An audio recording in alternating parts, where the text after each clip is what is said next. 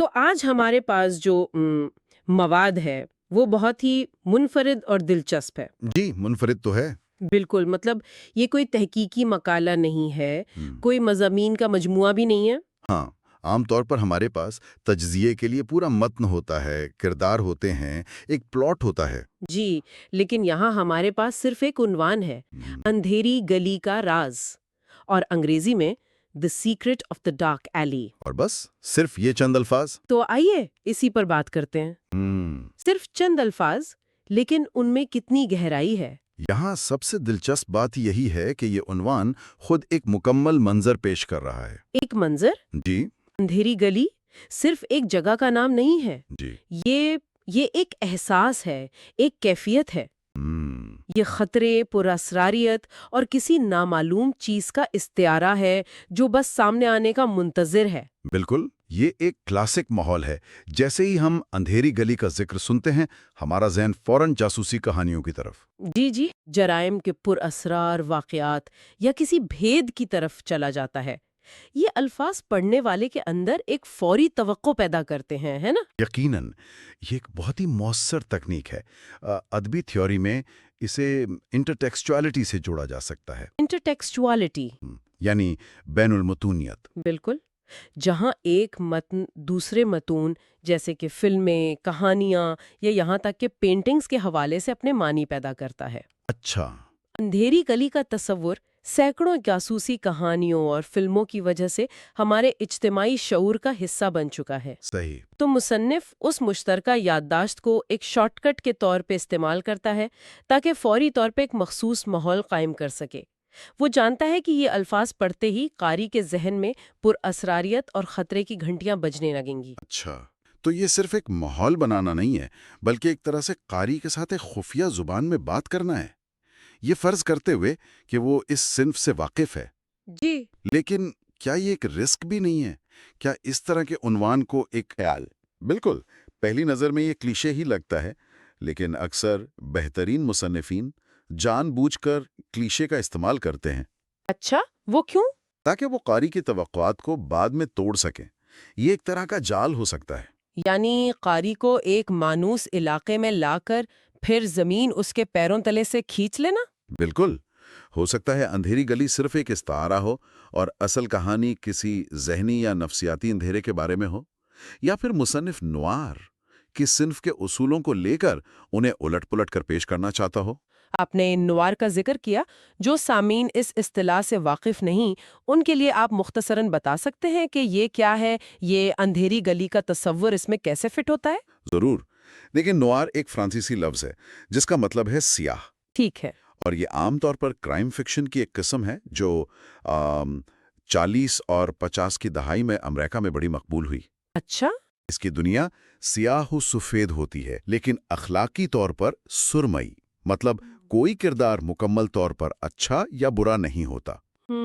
اس کی خصوصیات میں ایک مایوس، بدگمان مرکزی کردار، ایک مہلک اور پرکشش خاتون جسے فیم فیٹیل کہا جاتا ہے، اور ایک ایسا ماحول شامل ہے جہاں ہر کوئی اپنے مفاد کے لیے کام کر رہا ہوتا ہے، اور نظام پر بھروسہ ختم ہو چکا ہوتا ہے۔ بالکل۔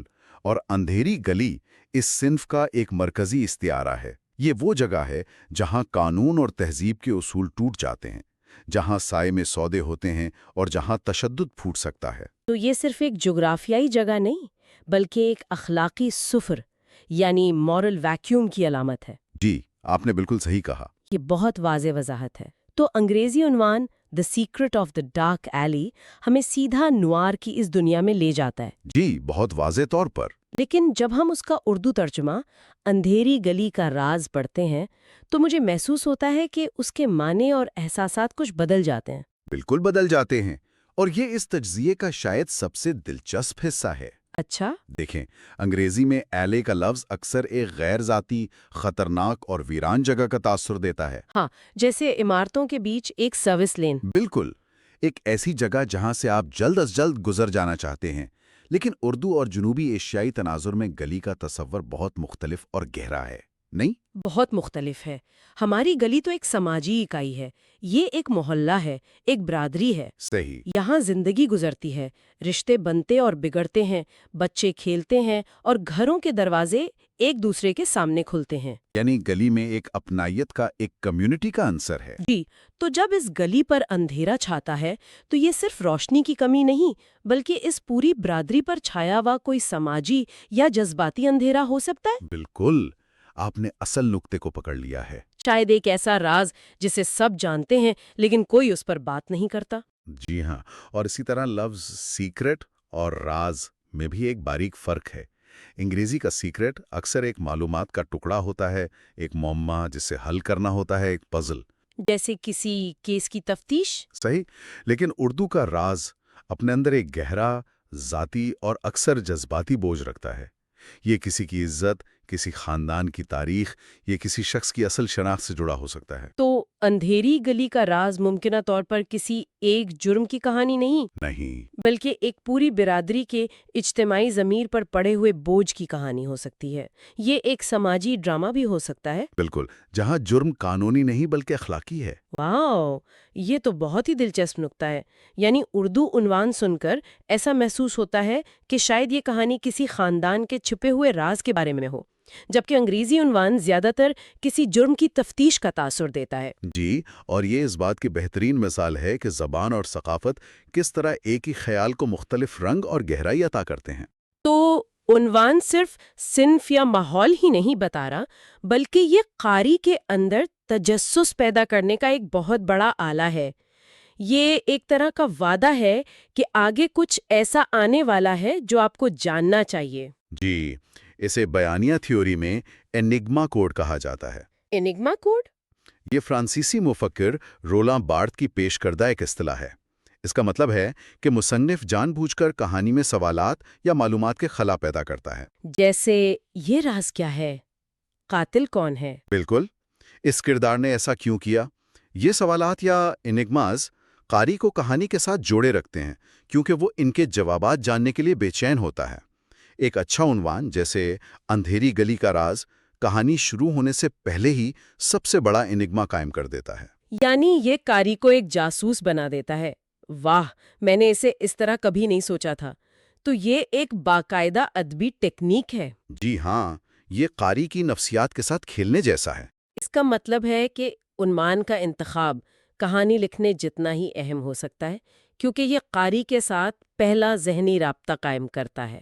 یقیناً، اور یہیں سے ایک اور دلچسپ نظریہ سامنے آتا ہے جسے ریڈر ریسپانس تھیوری کہتے ہیں۔ قاری کے رد عمل کا نظریہ۔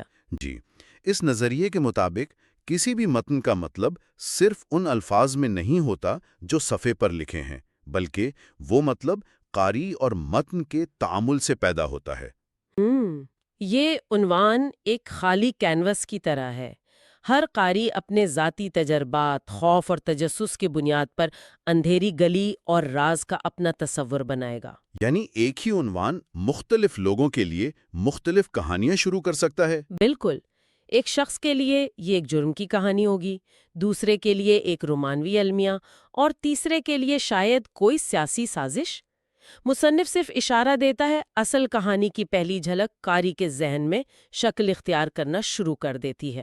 یہ تو مصنف کے لیے ایک بہت بڑا فائدہ ہے۔ کیا ادب میں اس کی کچھ اور مثالیں ہیں جہاں عنوان اسی طرح کئی معنی پیدا کرتا ہے؟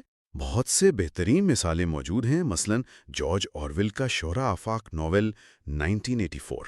جی، یہ صرف ایک سال کا نام ہے لیکن یہ لفظ سنتے ہی فوری طور پر ایک مستقبل کی گھٹن زدہ ڈسٹوپین دنیا کا تصور پیدا ہوتا ہے۔ صحیح۔ یا پھر عبداللہ حسین کا ناول اداس نسلیں۔ بہترین مثال۔ یہ عنوان کسی ایک کردار یا واقعے کے بارے میں نہیں بلکہ ایک پوری نسل کے اجتماعی دکھ، تقسیم کے المیے اور محرومی کی طرف اشارہ کرتا ہے۔ تو یہ قاری کو ایک بہت بڑے تاریخی اور سماجی کینوس پر سوچنے پر مجبور کرتا ہے۔ بالکل، اسی طرح اندھیری گلی کا راز ہمیں ایک مخصوص جگہ اور ایک بھید کی طرف متوجہ کرتا ہے، لیکن اس کی تشریح کے دروازے مکمل طور پر کھلے چھوڑ دیتا ہے۔ یہ بہت دلچسپ ہے، لیکن میں ایک اور پہلو پر سوچ رہی ہوں۔ اگر کہانی پڑھنے کے بعد راز بہت معمولی نکلے یا اندھیری گلی صرف ایک عام سی گلی ہو تو بہترین سوال ہے۔ کیا مصنف قاری کے ساتھ کیا گیا وعدہ توڑنے کا خطرہ مول نہیں لیتا؟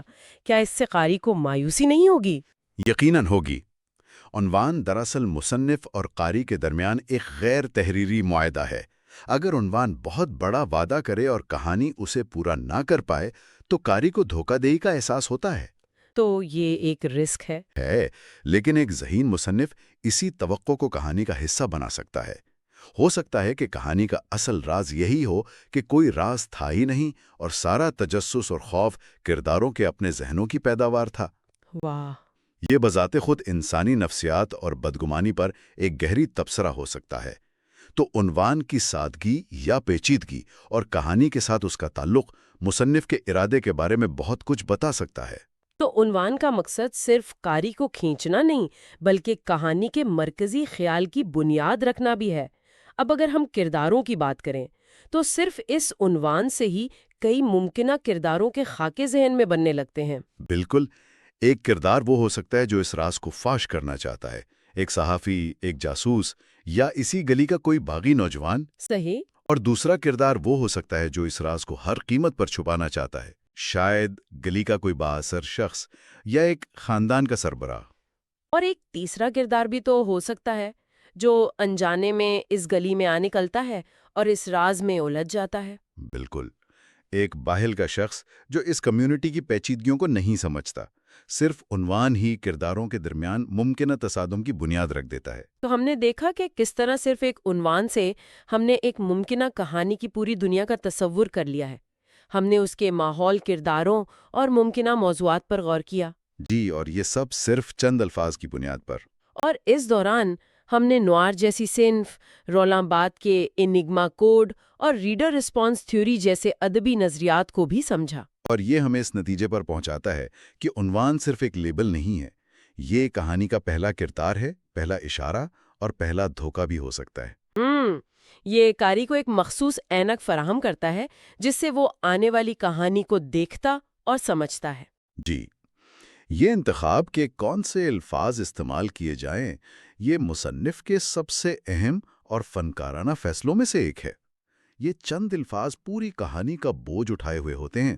اور یہ ہمیں سوچنے پر مجبور کرتا ہے کہ جب ہم کسی کتاب کو اس کے عنوان کی وجہ سے منتخب کرتے ہیں تو ہم دراصل کیا تلاش کر رہے ہوتے ہیں۔ شاید ہم کہانی کے مصنف کے ساتھ مل کر اس راز کو کھولنے کے سفر کا حصہ بننا چاہتے ہیں۔ یہاں سوچنے کے لیے ایک خیال یہ ہے، جب ہم اگلی بار کوئی کتاب اٹھائیں تو کیا ہم صرف عنوان پڑھ کر ایک لمحے کے لیے رک سکتے ہیں اور سوچ سکتے ہیں کہ اس نے ہمارے ذہن میں کیا توقعات، کیا تصاویر اور کیا سوالات پیدا کیے ہیں؟ بالکل، اور پھر کہانی ختم کرنے کے بعد یہ جائزہ لینا کتنا دلچسپ ہوگا کہ کہانی نے ان توقعات کو کیسے پورا کیا، کیسے توڑا یا کیسے مکمل طور پر بدل کر رکھ دیا۔ عنوان اور کہانی کا یہ رقص ہی شاید ادب کا اصل جادو ہے۔